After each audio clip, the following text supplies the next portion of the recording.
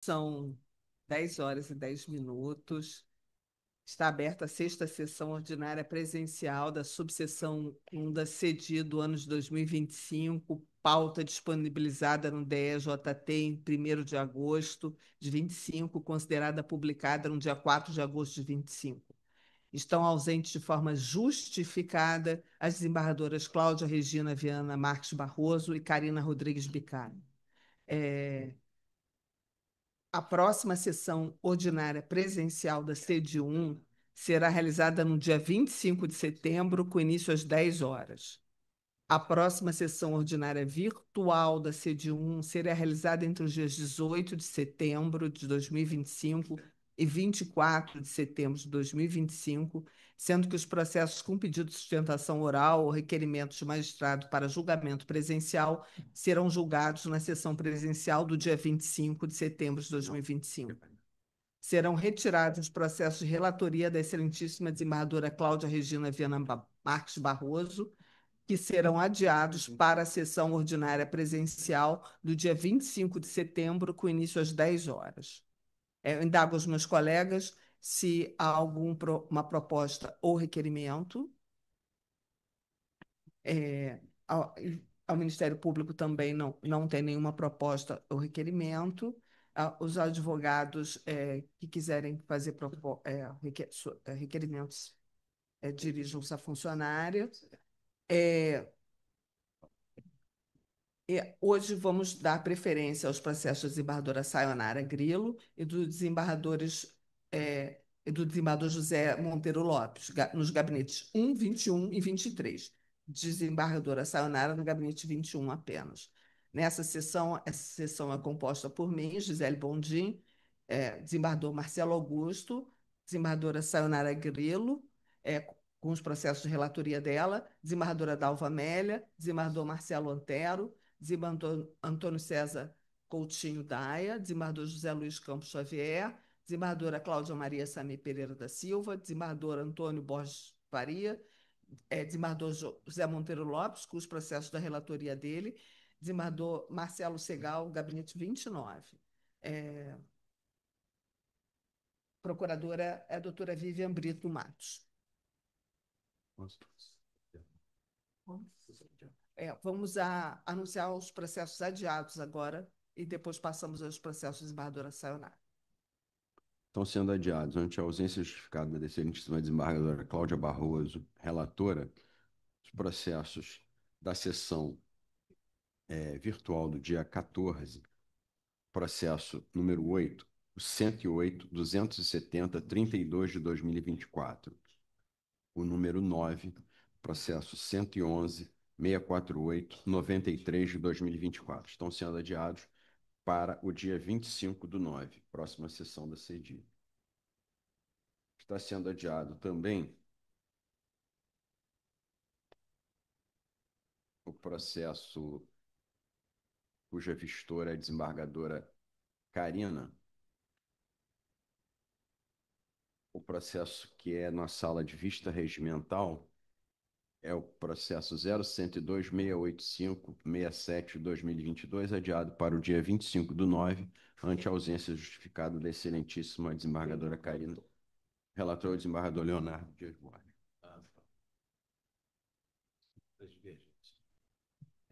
Não quer reconhecer a suspensão da decadência. Todos nós votamos pela suspensão.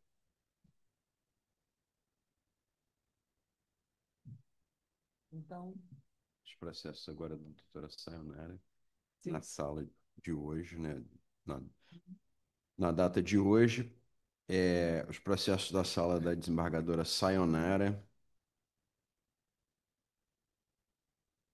é o processo número 2, processo 0101-580-89 de 2021. Número 2. desembargadora Sayonara, para antecipar o resultado para a advogada. Bom dia, doutora. Bom dia. Antes de mais nada, bom dia a todos e todas presentes. Saúdo os colegas integrantes da sessão, os senhores advogados, funcionários. Estou julgando procedente o pedido de julgamento rescisório. Desculpa, excelência, não ouvi? Improcedente. Sim, só acompanhar pelo réu. Sim, aqui eu não verifico divergência. O recurso a parte autora pretende uma desconstituição com base em prova nova. Eu estou um pouco sem voz. Se Então Vossa eu Excelência me estou. permitir não ler tudo. Então, então eu vou ler para a doutora ter ciência do resultado proposto para facilitar. Pode ser, desembargadora Sandra? Eu agradeço. Tá. É julgar improcedente pedido de corte rescisório, custas de 1.110,07, calculada sobre o valor da causa de 5.503,62, honorários advocatícios pela parte autora de 10% sobre o valor da causa. Considerando que o depósito prévio é dispensável, na forma prevista no artigo 968, parágrafo 1º do CPC, não incide o comando disposto no artigo 974, parágrafo único daquele diploma legal. Sendo a parte autora beneficiária da gratuidade, não há falar em sua condenação ao pagamento de despesas processuais ou honorários advocatícios, e ainda que em condição suspensiva de exigibilidade, ante a declaração de inconstitucionalidade da norma incerta no caput, no parágrafo 4º do artigo 790-B, e no parágrafo 4º do artigo 791-A da CLT, pelo plenário do STF, no julgamento da ADI 5766, que interpreta ser incidente a todos os tipos de processo da Justiça do Trabalho, ainda que a ação rescisória seja regida, a regra geral, pelos dispositivos do CPC. Transitada e julgada, decisão de mérito, oficia da primeira vara do trabalho de São João de Meriti para ciência após arquivos. Aqui eu não verifico divergência Não, nesse sim, processo. mas parece que não é esse o entendimento da CEDI, né? Sobre honorários advocatícios e condição suspensiva. Aqui não vi nenhuma anotação. Sim, mas vamos fazer agora, presidente. Sim, então pode fazer. É essa, né? O julgamento do 5766 não declarou inconstitucional todo o dispositivo, mas só a expressão ciclo vencedor, etc, etc, de modo que, interpretada dezenas de vezes em reclamações constitucionais, o Supremo tem dito que viola a 5766 não condenar honorários advocatícios. Senhor presidente, não era esse o entendimento quando eu estava aqui. Já adequei meu posicionamento na única divergência que havia sido lançada na pauta virtual. Então, eu estou acolhendo se é esse Para o declarar posicionamento. apenas a suspensão da exigibilidade. Sim, exatamente. Pode confirmar se esse é o entendimento, porque tem outro julgamento parecido e tem uma quantidade grande de votos contrários no outro processo, né? Senhor, não sei se Porque a desembargadora Sayonara está não se sei se eu fui dispondo claro. a adequar o compreendi, fundamento. presidente. É que eu me arvorei a falar em nome dos colegas. E eu não gostaria de fazê-lo. É só Não, isso. mas gostaria que os colegas confirmassem sobre o que eu estou dizendo. Mas eu acabei de observar. está criando uma celeuma. Eu acabei de Não, observar. desculpa, eu estou tentando ser gentil com o colegiado. Que a Senhores, doutora Sayonara já está adequando. senhores, Presidente, se o que eu disse não for verdade, não for correto, Mas desembargador Marcelo Augusto, Vossa Excelência me permite? claro. Hoje, ao vir ao colegiado, verifiquei que em outro processo de minha relatoria há uma divergência de Vossa Excelência nesse sentido, que foi acompanhada pela maioria dos integrantes dessa sessão. Com base nisso, eu afirmei aqui que me parece ser a posição majoritária deste colegiado, ao menos da composição que estamos aqui hoje. Por isto, estou, desde já, antes de ouvir os demais integrantes, para a economia processual, enfim, e fazer a adequação. Obrigado. então, desembargadora Sayonara vai adequar, então.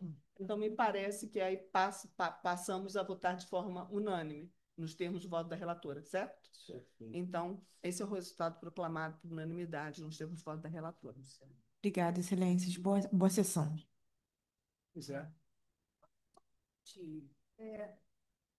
Desembargadora Gisele, qual o processo que nós estamos? Dois. Que é o 101. É da sala de desembargadora Sayonara. Tem 4. 180. Esse daqui, que me consta aqui, está sendo julgado improcedente. Isso, a questão é dos honorários impostos ao autor, a suspensão da exigibilidade. É porque eu não estou vendo divergências. É porque, exatamente, não tem divergência, mas ele é o mesmo tema já tratado em outros processos da mesma, Minha divergência foi oral aqui na sessão. na mesma relatora. A divergência foi aqui oral da sessão. Isso. Ela vai adotar apenas a condição suspensiva, que ela estava excluindo a obrigação de pagar. Perfeito. Então, continuamos, então. Compreendeu, desembargadora Cláudia?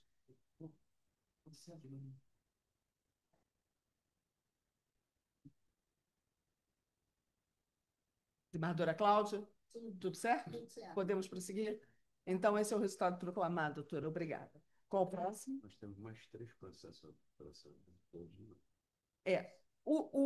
Todos os demais processos da desembargadora Sayonara não têm sustentação, os votos são unânimes, sendo feita essa adequação de decisão em relação aos honorários, Obviamente. quando for o caso. Isso, Tá. eu particularmente irei estabelecer. Então, os resultados são proclamados nos termos dos respectivos votos, sem divergência.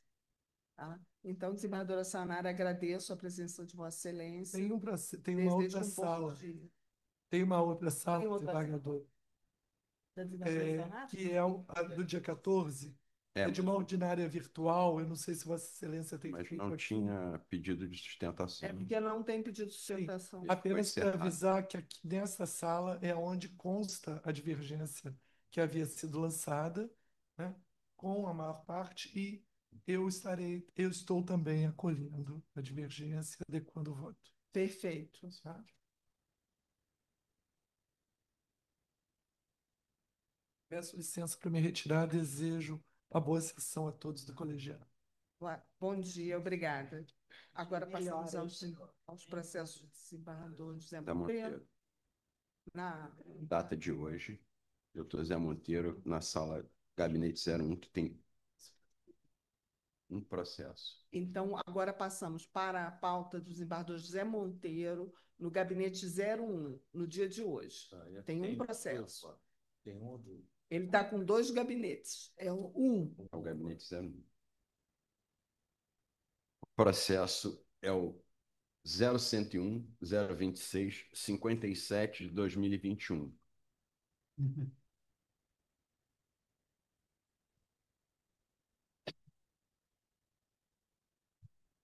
Desembargador José Monteiro. Bom dia, excelências. Bom dia. Bom dia, doutora. Bom dia, doutor.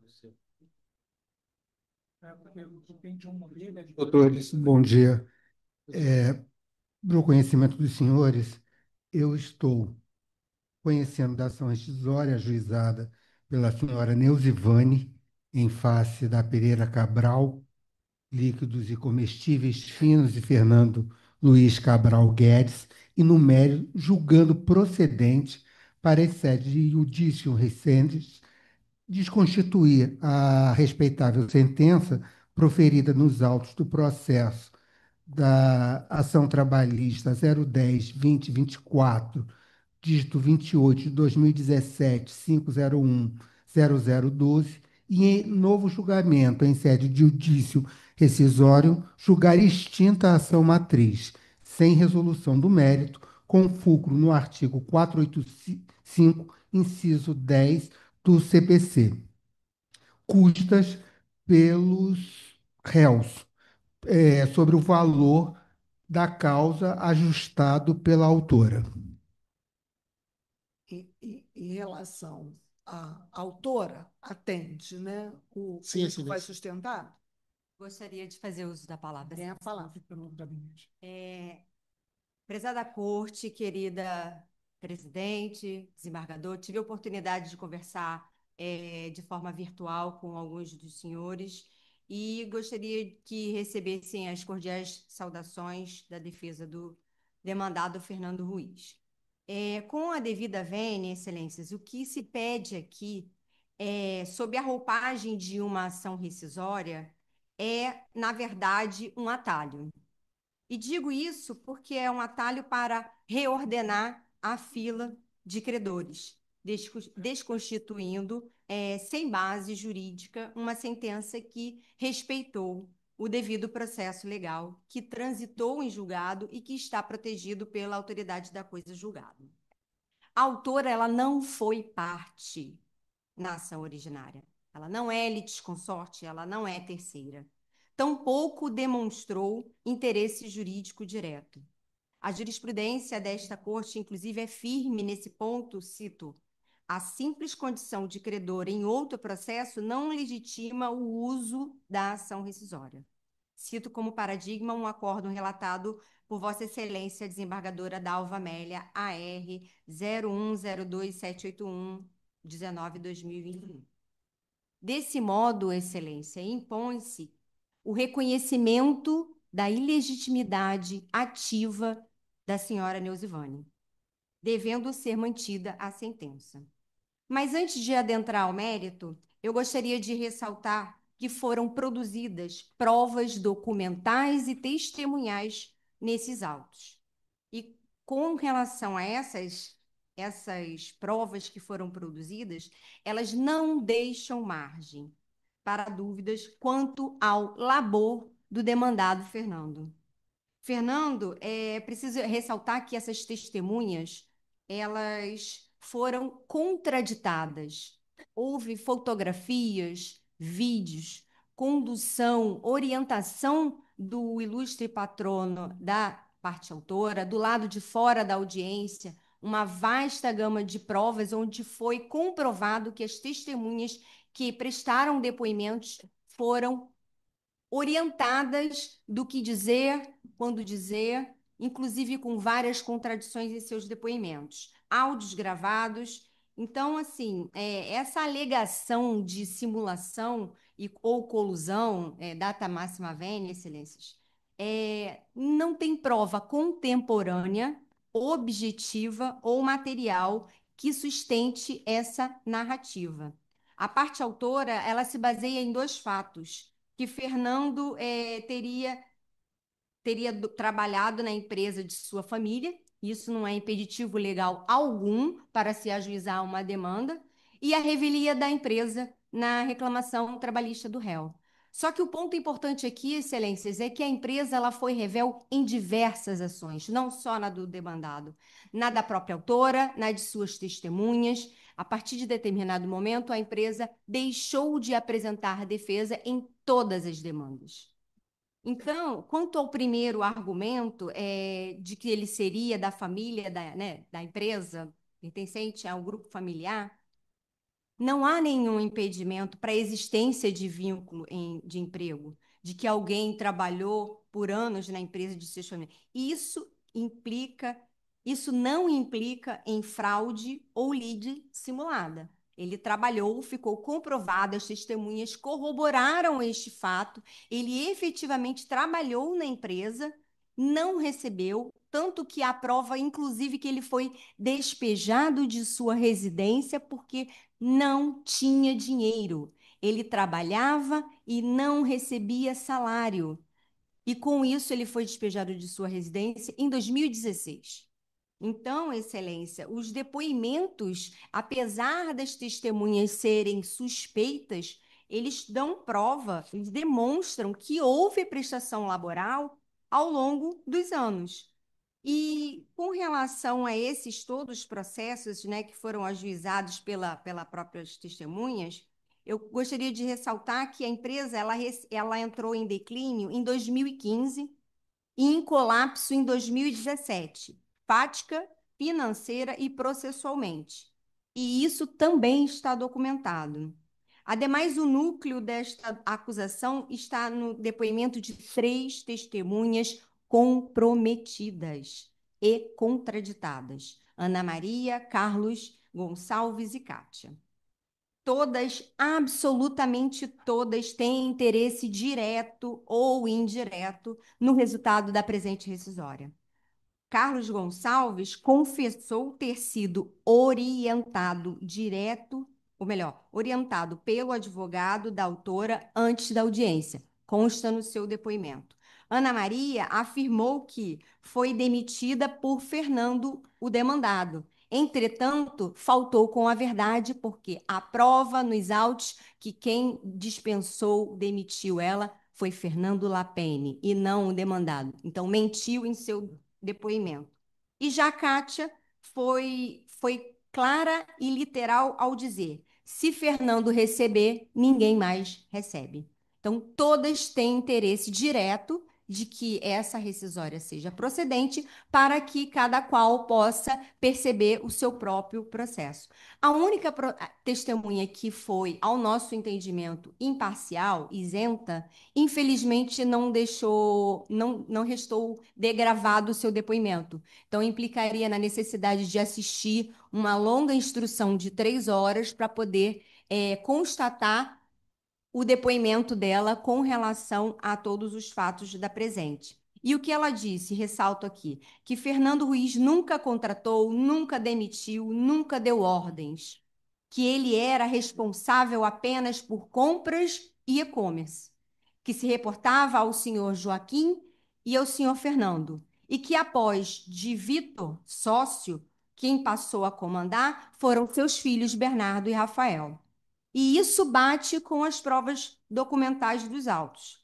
Os prints de redes sociais, os registros de CNPJ, com o encerramento da empresa e abertura de outras com os mesmos sócios, Bernardo e Rafael, filhos de Vitor, e sem a participação do demandado. Quem passa pela Ataúfo de Paiva, no Leblon, ou pela Vinícius de Moraes, em Ipanema, pode constatar a existência em pleno funcionamento da empresa, atuando com o nome de Empório Lidador. Local, inclusive, que participou há um tempo atrás de encontros da Anamatra. E para que não restem dúvidas, basta acessar o Instagram Adoro o Lidador e constatar que é a mesma empresa Lidador, fundada em 1924. Empresa reclamada que empregou demandado e demandante.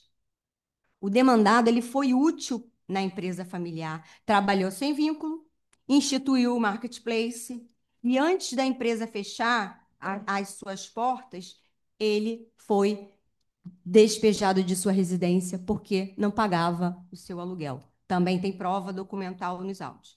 Ou seja, ele trabalhou anos para a empresa sem receber, ajuizou uma reclamatória, em momento algum omitiu que se tratava de uma empresa familiar e que ele era membro da família. A empresa foi revel, como foi no da demandante e de suas testemunhas, e agora se traz a alegação de simulação ou de fraude só pelo fato dele ser membro familiar. Não tem prova alguma de fraude. O único argumento é ele ser membro da família. Então, com todas essas provas, excelências, depoimentos, ainda que suspeitos, corroboram que o demandado trabalhou na empresa, em nenhuma linha demonstram que ele era sócio da empresa, e, com o devido respeito ao órgão ministerial, o parecer deu mais peso a uma reportagem jornalística do que o depoimento da testemunha. Um minuto para concluir, por favor. Obrigada, estou me encaminhando, Excelência. Ignorou o depoimento de Mel, ignorou documentos de dispensa, ignorou vínculos pessoais de testemunhas, e eu reformo o precedente do próprio Ministério Público em outras rescisórias, que afirma: para que renda ensejo a rescisão da coisa julgada, pilar da segurança jurídica, é necessário que a violação à norma jurídica seja manifesta, o que não ocorreu. Essa é a minha sustentação, eu agradeço a atenção de todos. Obrigada, doutora. Desembargador Monteiro? Presidente, colegas, é, em que pese a firme sustentação da advogada, a quem parabenizo pelo trabalho, a percepção que tive foi outra. A exemplo do parecer do Ministério Público, me parece que o conjunto probatório leva à conclusão, sim, da simulação e colusão. É, o senhor Fernando, o réu Fernando, ele seria sócio minoritário da Ré Pereira Cabral Comestíveis, cujo cujo sócio majoritário é seu pai, o outro sócio minoritário, seu avô, né? E é de se estranhar que ajuizado uma ação milionária em face da, da ré Pereira Cabral Comestíveis fosse julgada essa ação à revelia, né? Ninguém apareceu também na fase de liquidação o que eu extraio desse quadro é que o processo foi mal utilizado com o objetivo de que o patrimônio da empresa permanecesse no seio familiar. Então, por isso, eu estou mantendo meu voto. Tá. Eu não verifiquei divergência, eu indago se a partir da sustentação alguém vai alterar o voto. Excelência, já fiz o meu julgamento também antecipado, já estou acompanhando. Como foi citado da tribuna, eu quero só me manifestar. O que a doutora disse da tribuna, em tese, e provavelmente foi o que eu disse em outros processos, com relação à legitimação, eu acredito que ela disse em tese, porque casos idênticos, nesse mesmos moldes aqui, realmente eu não me recordo de ter feito essa análise, como a doutora disse, da tribuna. Então, é só isso, porque cada processo é um processo, evidentemente que os fatos naquele processo provavelmente devem ter sido muito diferentes do que a gente vislumbra aqui.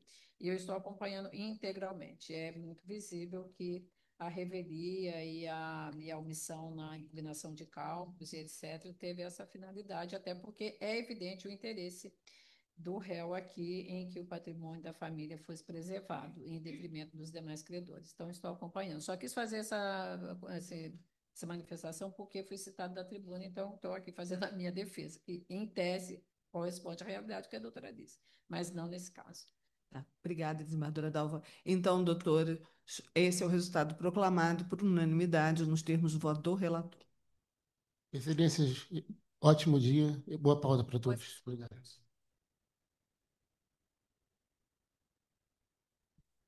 Para o Agora, próximo processo é na sala do desembargador Zé Monteiro, essa sala, ainda nessa mesma data, é a sala do gabinete 21. agora no Com dois gabinete processos. 21, nesse mesmo dia, do desembargador José Monteiro também. O processo é o 01009838 de 2023. Relator desembargador Zé Monteiro, é o número 1. Colegas, eu só gostaria de enfatizar que, nesse caso, eu estou adotando a, a solução que está sob o título opção B, que está na caixa verde, que me parece que foi a que prevaleceu na votação. Então, é essa que eu estarei lendo a partir de agora. Perfeito, pode.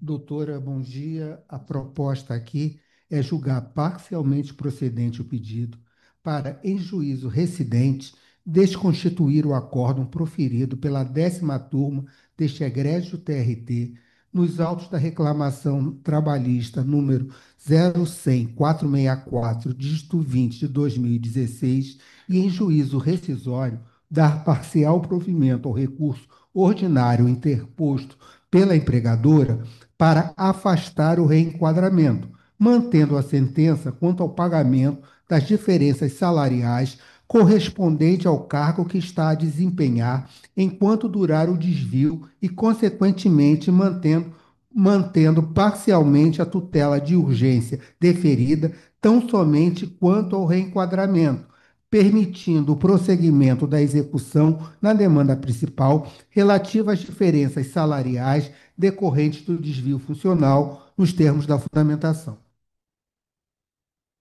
Para a doutora, há interesse em sustentar ou atende, doutora?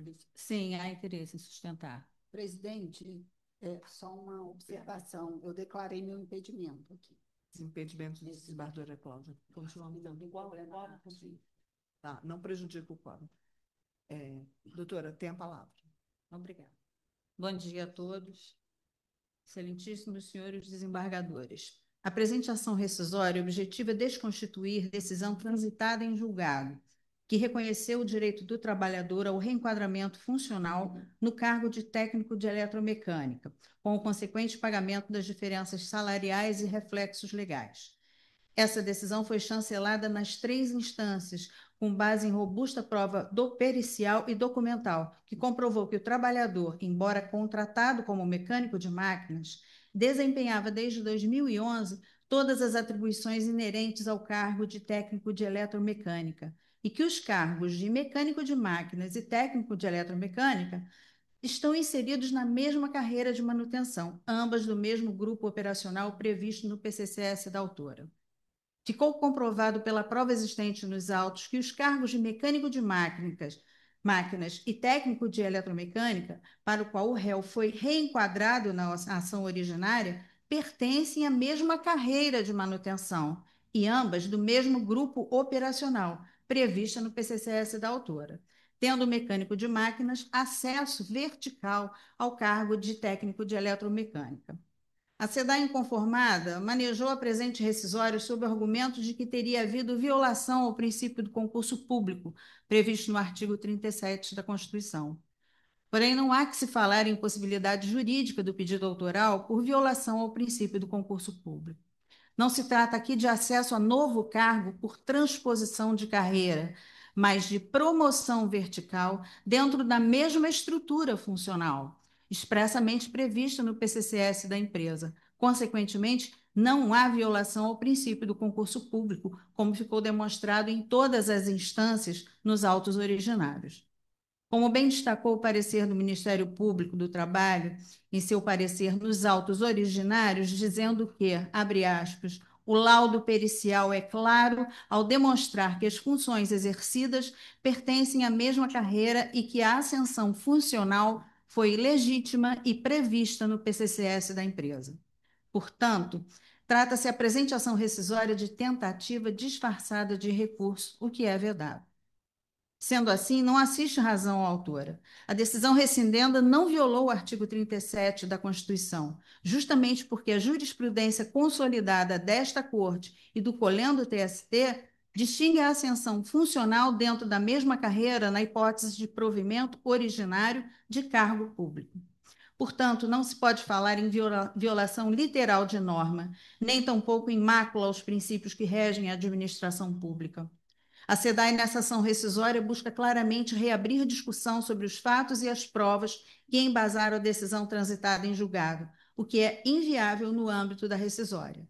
Aliás, como bem sedimentado pelo egrégio TST, o entendimento é pacífico no sentido de que a ação rescisória, quando calcada no inciso 5º do artigo 966 do CPC, não admite o reexame de fatos e provas do processo originário.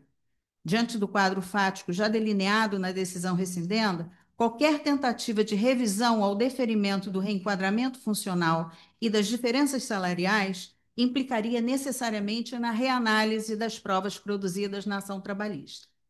É exatamente o que estabelece a súmula 410 do TST. Abre aspas.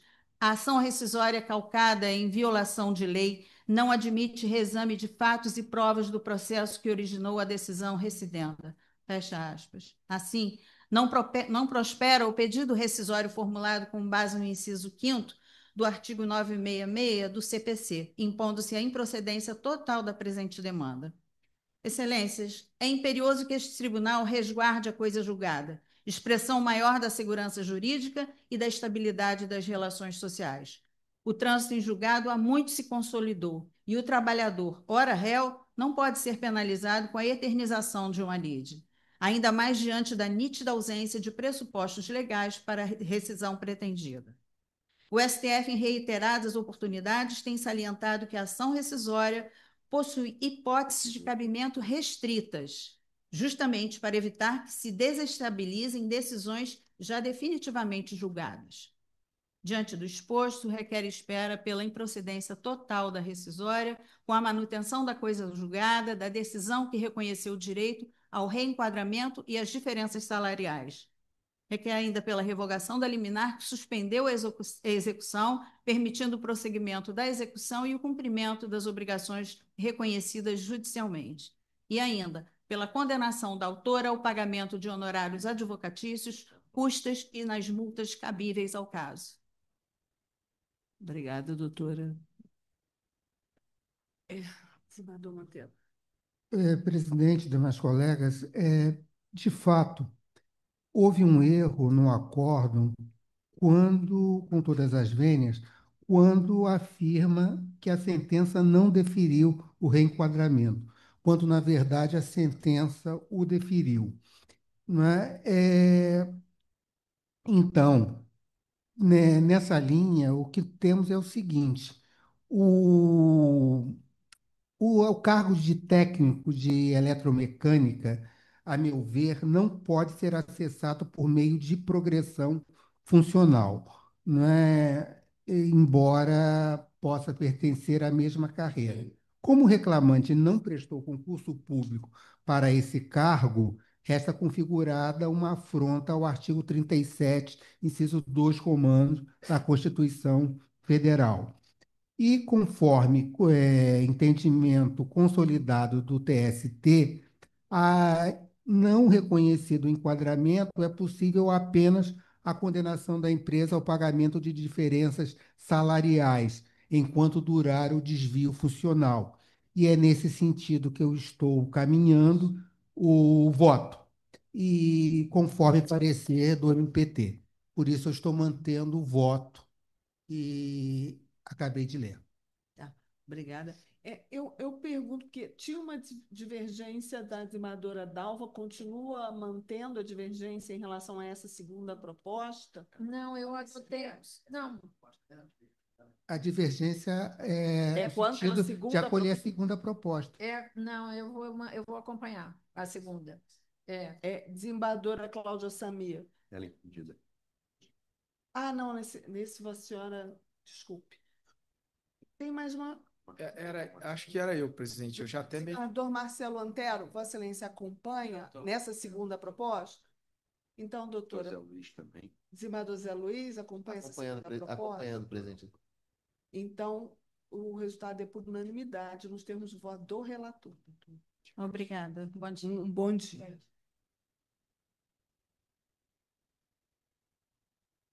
Bom, o outro processo.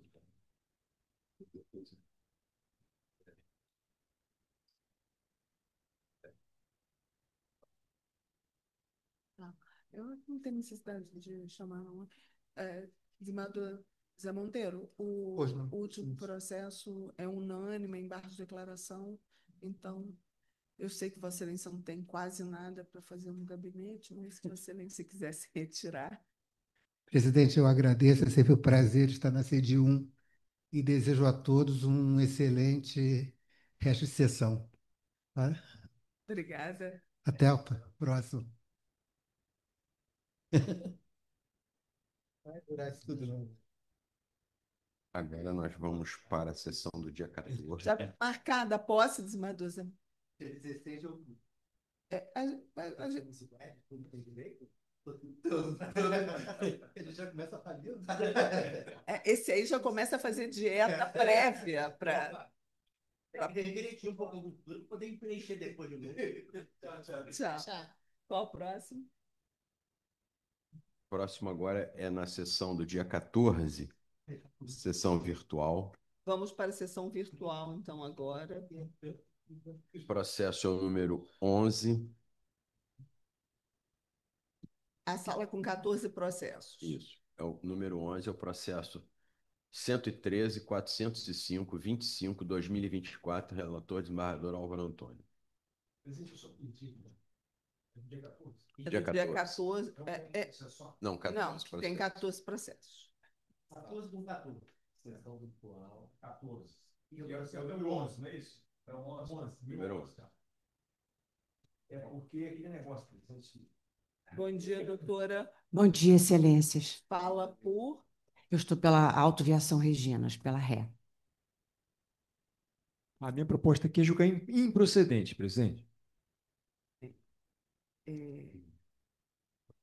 Eu verifico aqui, tem divergência do desembargador Marcelo, foi seguida por mim. Estamos amplamente vencidos. Pois é, estou verificando isso, porque eu estou vendo se tem Tem alguém que não votou? Tem uma pessoa que não votou nesse processo? Pelas divergências. Sim. É, Doutor tem. Marcelo. Desembargador Marcelo Segal não votou nesse processo. Votei agora, presidente, acompanhando o relator. Acompanho o relator. Tá. Então, acho que não tem interesse para a doutora sustentar, né? Não, Excelência, com improcedência, É, resultado Então, satisfaz. o resultado é por maioria nos termos do relator. Vencidos. Vencidos, os desembargadores Marcelo, Gisele Bondin, Tem Marcelo três, Augusto, pode escolher. Tem 3 Marcelos. Obrigada, Excelências. Uma ótima sessão para todos. Até uma próxima. Não, eu sempre digo, quem quer ter filho juiz do trabalho, batiza de Marcelo.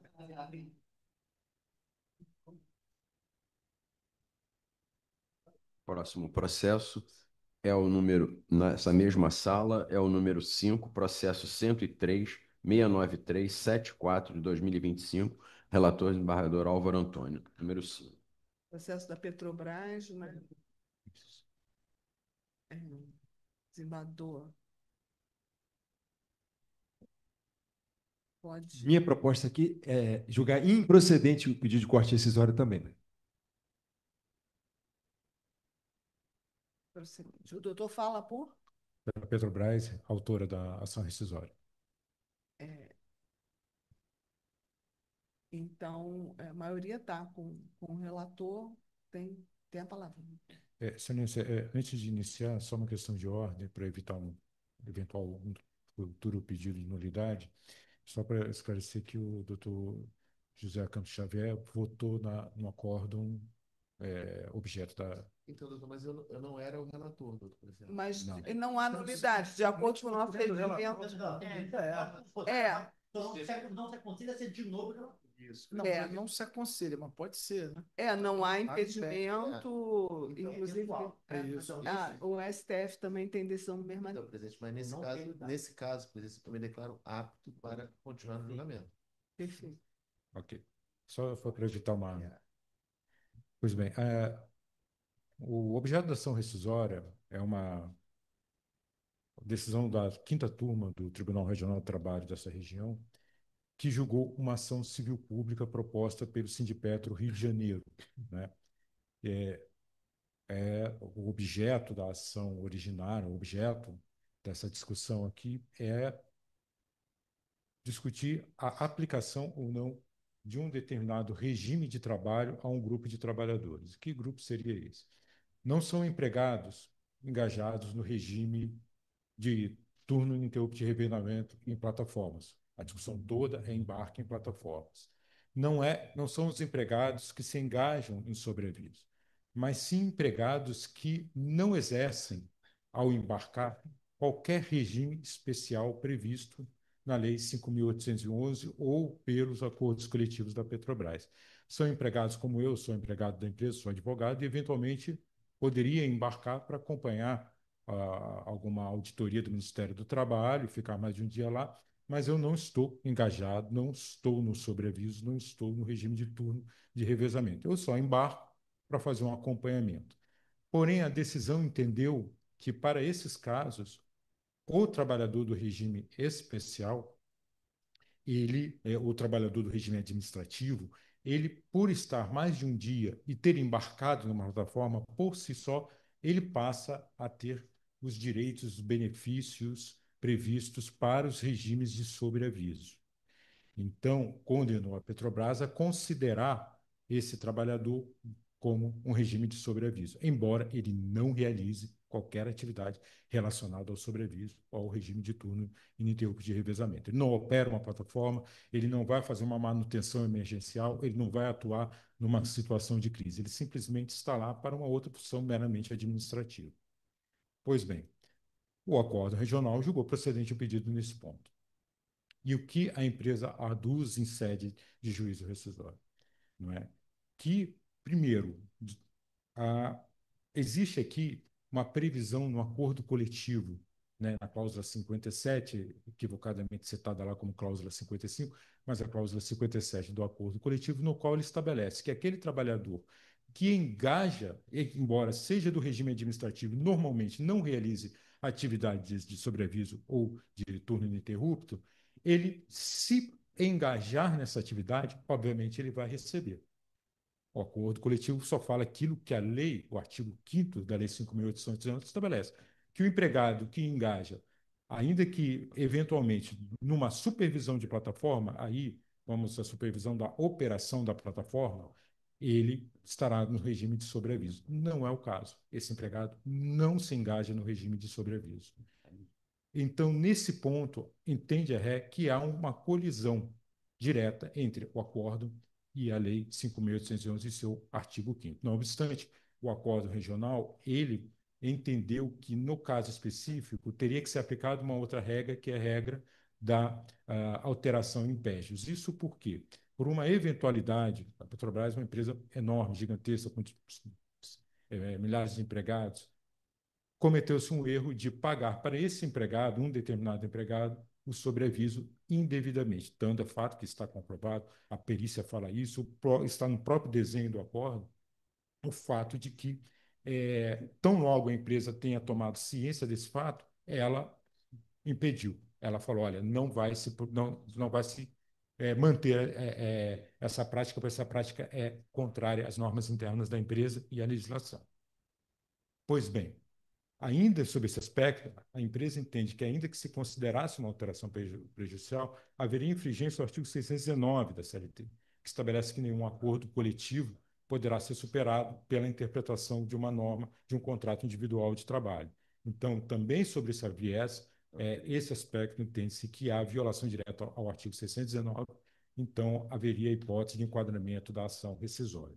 E, nesse parte, sobre esse viés, se requer a procedência da rescisória. Mas existe um outro ponto, também extremamente relevante, que é exatamente a decorrência do primeiro pedido, que é o fato de que o tribunal, a quinta turma, ela entendeu por fazer uma acumulação de benefícios.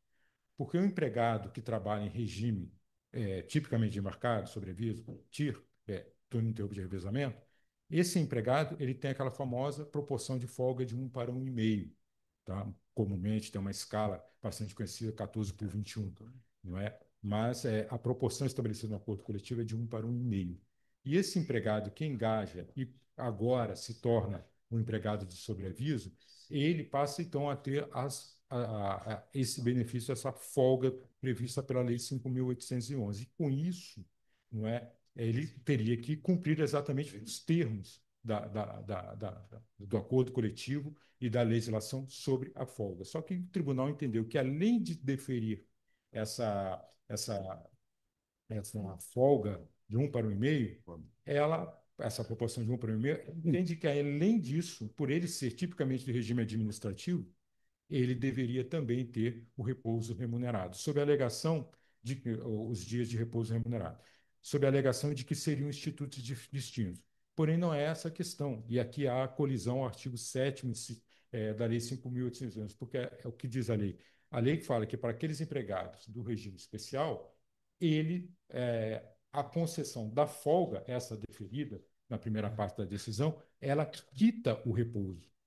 Então, estaria aí dando uma duplicidade de benefícios pela procedência do pedido deferido pela egrégia quinta turma desse egrégio tribunal. Então, entende-se que aqui se amolda uma hipótese de violação direta a uma norma jurídica, a várias, aliás, não é? E haveria que se deferir o código rescisório, ao menos em relação, no mínimo, prospectiva, porque acaba-se por incorporar, não é, toda a fundamentação do acordo regional com base no acordo coletivo. Então, com isso, acabou-se que deu ultratividade ao próprio acordo coletivo, o acordo ora impugnado. Nesses termos, espera-se a consideração das argumentações da autora, de modo a julgar procedente o porte rescisório. Agradeço a atenção. Obrigada, doutor. Eu indago os colegas, eu verifico aqui que tem uma divergência, né, desembargadora Dalva. Eu indago os colegas se, depois da sustentação, alguém vai seguir a divergência. Presidente, eu vou pedir vista desse processo para analisar melhor, até porque eu tenho uma divergência da desembargadora Dalva. Eu vou pedir vista. Presidente, o que eu fale rapidamente sobre... Pode ser Sim, que... claro, claro. Você que é a desembargadora Cláudia... Se eu até que a sustentação... A desembargadora Cláudia... Não sei, quero convencê-la de nada, não, mas veja, aqui, lá, isso aqui, a ação rescisória tem como alvo desconstituir um acórdão lá da quinta turma, cuja relatora foi a desembargadora Rosana Salim, e essa ação civil, esse acordo veio prolatado lá numa ação civil pública que teve um objeto específico, que é esse aqui, ó, restabelecimento das condições contratuais anteriores à modificação unilateral prejudicial implementada pela Petrobras, né, para os empregados que elaboram em regime administrativo quando eventualmente embarcam ou realizam viagens a locais distantes ou de difícil acesso para realizar atividades de apoio operacional em função de suas especialidades técnicas. Veja, lá nessa ação rescisória, a Petrobras fala na DPF 323, que declarou a inconstitucionalidade daquela súmula 2377, ultratividade. O acórdão não menciona nem de longe. Ultratividade, esse assunto não é tocado aqui. E o acórdão, para chegar à conclusão, que chegou lá, ele se apoiou no acervo, no conjunto probatório, e para deferir esse pedido de corte rescisório, nós teríamos que reinterpretar todos esses elementos de prova que estão lá nos autos. Não tem como. Seja qual for o ângulo que se analise a questão aqui, não tem como dar provimento da guarida esse pedido de corte rescisório. E nesse caso, presidente, eu me sinto até mais sereno e tranquilo, porque eu estou na companhia da procuradora, está do seu lado aí, doutora Vivian, que emitiu parecer nesse sentido. Então, eu estou mantendo voto nesse sentido, não tem como. Obrigada. Desembargadora Cláudia, vai manter o pedido de vista? Eu quero Dá antecipar. alguém quer antecipar? Eu quero. Senhor presidente, a questão não trata de interpretação da Lei 5.801. Primeira questão a ser esclarecida. Aqui a discussão, única discussão, é saber se a alteração contratual empreendida pela Petrobras é válida para aqueles empregados que obtiveram vantagem com essa alteração.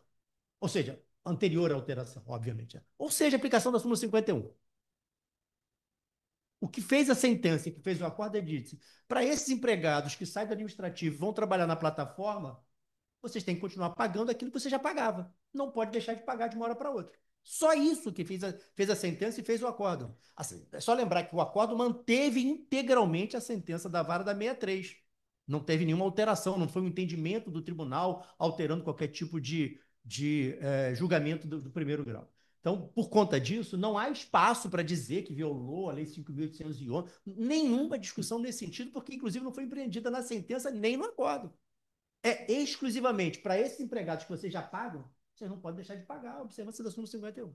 Então, por conta disso, presidente, porque eu estou bastante confortável com o voto de Sua Excelência, o relator, sempre votos muito bons, ainda quando eu divido, reconheço que são muito bons.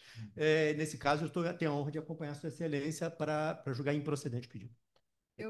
Excelência, eu já lancei a minha divergência, mas eu entendo diametralmente oposto, porque aqui é uma coisa genérica, uma tese genérica, tanto é que o réu é o Sindicato dos Trabalhadores, ou seja, atinge a toda a categoria.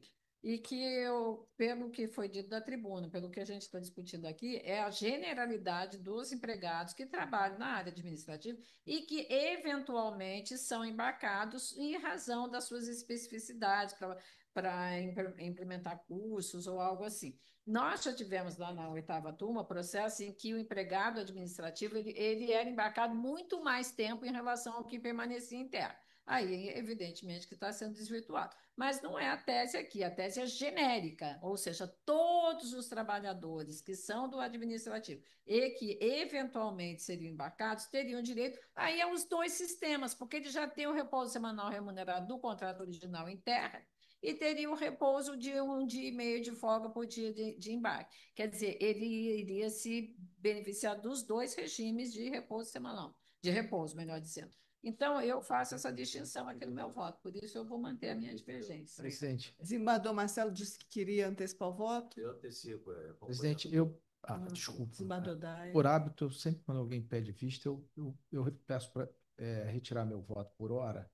Vai aguardar. Vou aguardar a vista. Tá, desembargador Zé Luiz. Presidente, eu gostaria, ao contrário do desembargador Daia, deixar meu voto consignado, presidente. Não obstante, na próxima sessão que o processo seja incluído na pauta, eu possa rever meu posicionamento a partir do voto da desembargadora Cláudia.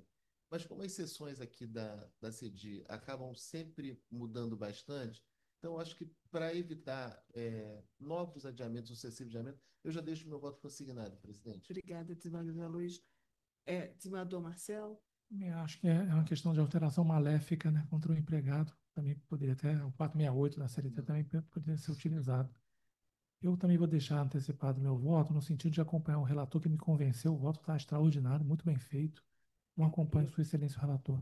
Eu também vou deixar meu voto antecipado, justamente para evitar essa questão da dispersão de quórum. Eu também estou acompanhando o relator. Peço desculpas a Vossa Excelência, porque normalmente eu aguardo a vista.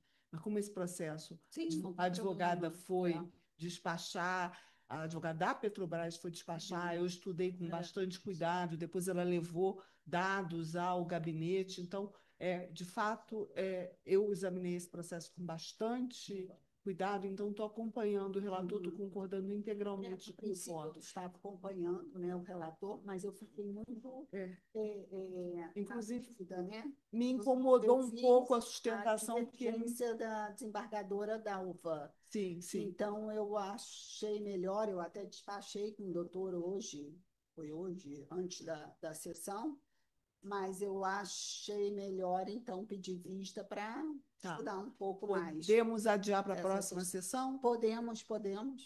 25. 25. Tá, então conseguimos os votos que foram antecipados. Quem retirou o voto, por enquanto, foi o desembargador Daia. Então, fica adiado para o dia 25 de setembro. Eu vou estar presente, não? Vou estar de férias. Inclusive... Ainda sério? Não, ainda não. Tá de férias em outubro. Quem não vai estar presente, doutor Marcelo Antero e doutor Marcelo Segal. Eles já não tem problema.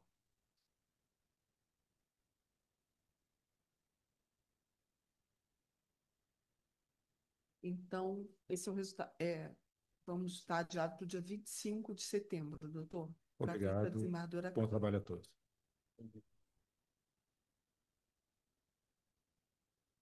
Agora, o último processo é na sala do dia de hoje. A Sala do dia 21. Presencial, com um processo. É a primeira sala. Isso. O único processo que tem nessa sala, o 113.752/58 de 2024, relator, desembargador Álvaro Antônio. Está bem votado aqui, mas não tem advogado nesse processo? Não, Vamos só ver. tem divergência.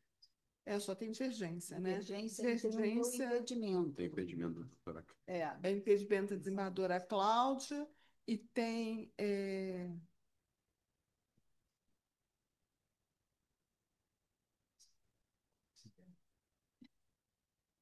divergência do desembargador Marcelo Augusto. E da senhora.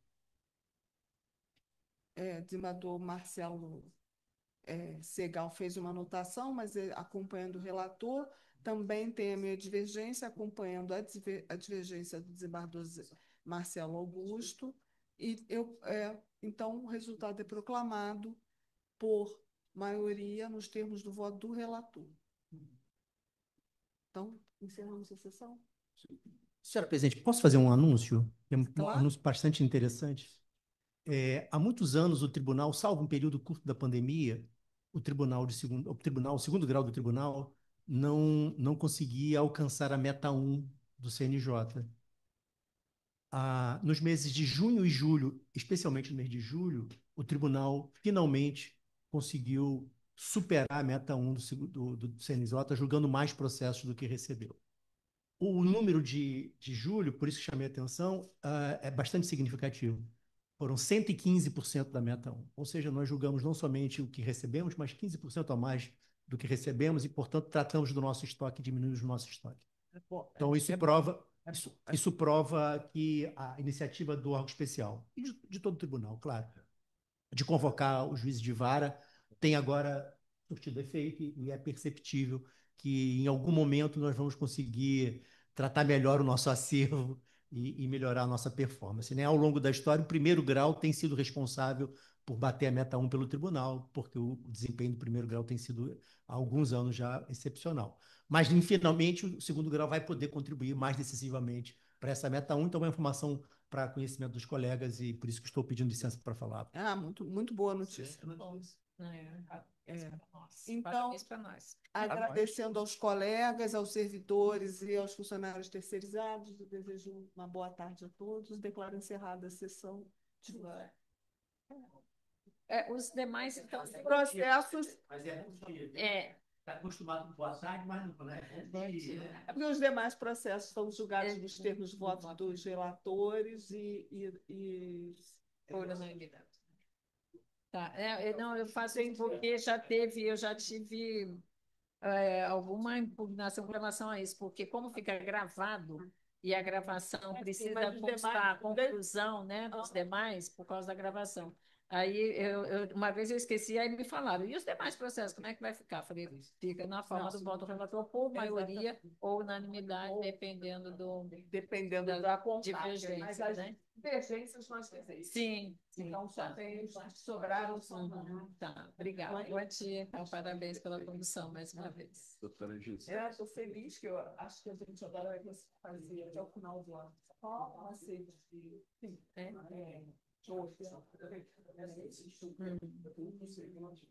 Defasar.